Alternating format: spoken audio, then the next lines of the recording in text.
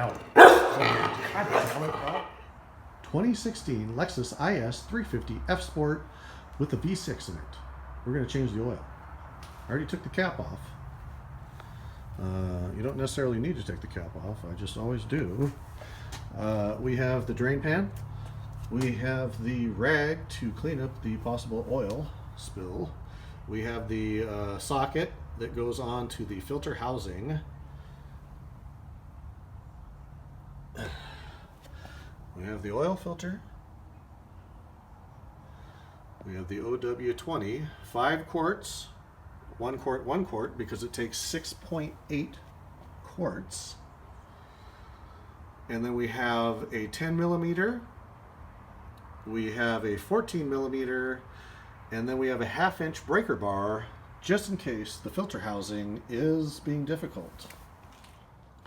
Okay, we're going to take the access panel off of the filter. And this is the 10 millimeter. This is the filter access panel. And we've got 3 of these screws. You can also use a Phillips. I don't know what you can see in there, what you can't see in there.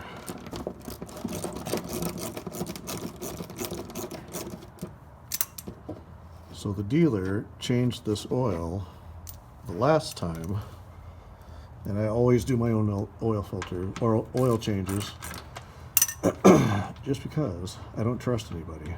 I have done that for the last 15 years, oil changes. I never ever take it to Jiffy Lube or any of those quick oil change places. And I didn't need to take that screw out that I just took out. There's only 3 of them. So yeah, so I've always, and then I know you can't see up in there, but the filter's up in there. And then we're going to take our drain pan and our 14 millimeter, and your drain plug is right there.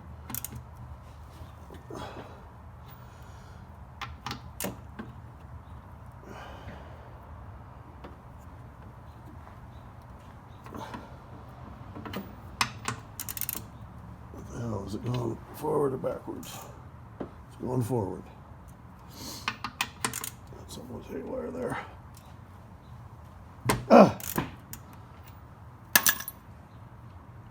And part of the reason why I changed my own oil is because the few times before the 15 years I had Jippo Lube or any of the other oil change places do it, the oil plug was so tight that it was ridiculous. And I've had them strip out an oil plug before. I've had them not put the filter on tight enough, and then it literally backed out and was spewing oil all over the place as I was on my way to Shelton. So yeah, so I just I do my own oil change, and it also I don't know, it just kind of ties you to your own car. It's the one thing that you can do. The oil change is very important, and you want to do this when the car is not hot, but the engine is warm. Man, that's a lot of oil. My little drain pan might not take all that oil. Well, that's going to be a problem. Okay, so we're going to let that drain for... Okay. So you've got your filter housing tool. It has 14 flat sides, which means it has 14 points. It has the slot for the 2 tangs that come down. You've put your drain plug back in after draining your oil, and we're going to, I've already done this, I've already let it drain, but you give it a little smack and it should come loose. If it doesn't come loose, then you're going to have to move on to bigger and better things like a breaker bar, a half-inch breaker bar, or half-inch breaker bar to get this sucker loose. So unscrew it down until it gets to be a little trickle. There's quite a few threads before a trickle will come out, and let that trickle for 15 minutes or so just to clear the housing of oil, because there's quite a bit of oil actually in this housing, and if you take it completely off, it's going to splash in your oil pan, and you don't want that. Anyway, so unscrew that down. Then after you get done with that, then we will move on to the next video. Okay, so we have allowed that to drain for, I don't know, 15 minutes or so. And the only reason why I let it drain is because I don't want some big splash of oil to come out of there all at one time. Because obviously, like I said before, I have not used this drain pan before, but this must be a 7-quart drain pan. You need a larger drain pan than what this one is. So, pull this off there, and then we have the old filter. And there will usually be some oil in there. The new old filter. And then we'll take the new filter and compare the two, make sure that they are the same. And we're going to wipe that out first, just to be cleanly, I guess. I don't know. Whatever. Probably doesn't need to. All right, so it comes with 2 O-rings. The one O-ring is for out here. The other O-ring is for that right there. This looks perfectly fine, and that looks perfectly fine. So we'll just put those on the counter over by all the other junk. Okay, let's wipe that out of there a little bit.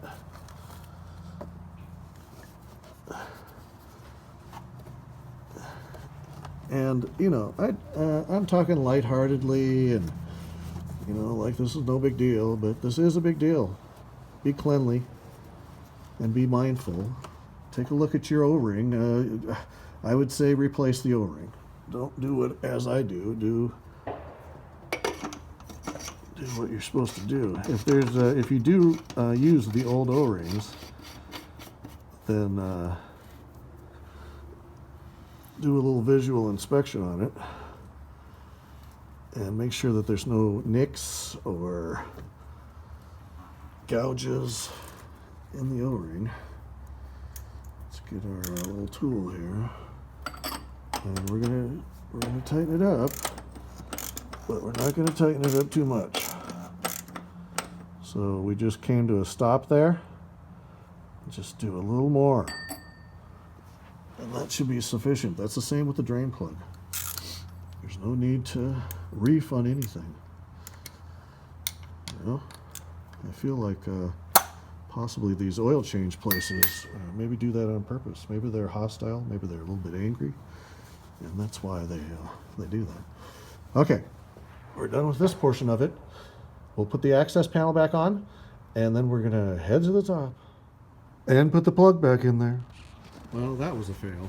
Apparently I didn't press the start button on my camera to show that I put the 6 2/3 quarts of oil, fresh, clean, and new oil, into the engine. So just pretend like you saw that. Always put a towel around the funnel, just so I don't spill all over everything. I took it off the jack stands.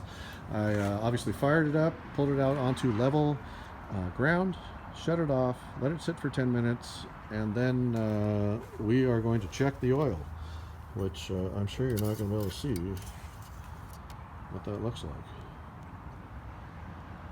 Okay, that looks about perfect. The first dot is 1 quart low, the second dot is perfect. So we are good to go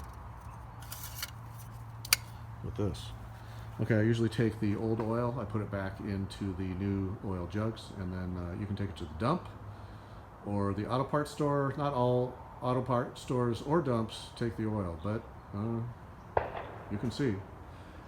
Anyway, another successful project. On to the next one. Yada yada. Thanks for watching.